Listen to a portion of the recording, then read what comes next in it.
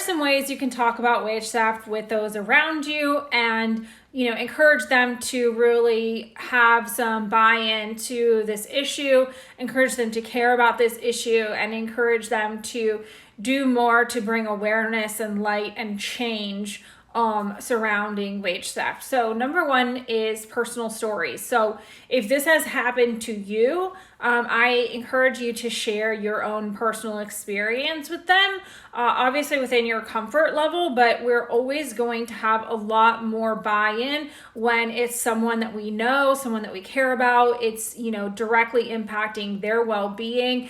And so because we care about them, we care about their well-being, and we're just going to have a lot more empathy for that type of story versus the story about a stranger. Now, if you don't have a personal story, or if you want to open up the conversation to be able to share your personal story, you can always show like a viral TikTok or a news story, hey, like, look what I just, came up on my social media feed today, just like we share anything else that comes up on our social media feed. And then, that opens that window for you to then also bring up your personal story.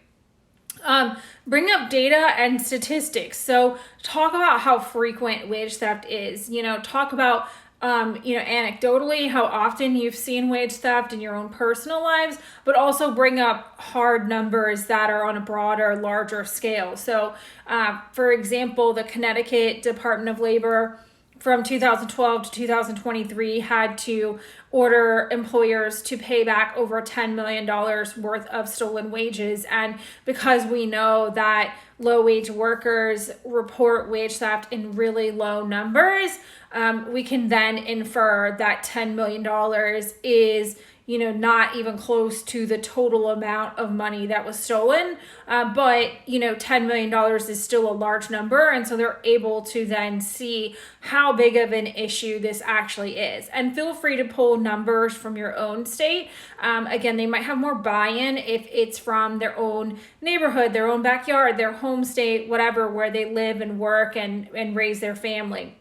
And then lastly is use a button, a sticker, or a t-shirt as a conversation opener. So somebody sees your button that says end wage theft and they say, hey, like, what does that mean? And then they're approaching you, so you know that they're open-minded to this conversation, and then you can bring up some of the other points I've mentioned in this video to just educate them further about what wage theft is. But yeah, check the link in my bio if you want to order yourself a button or a sticker. Otherwise, feel free to use these tools to talk with those around you about wage theft.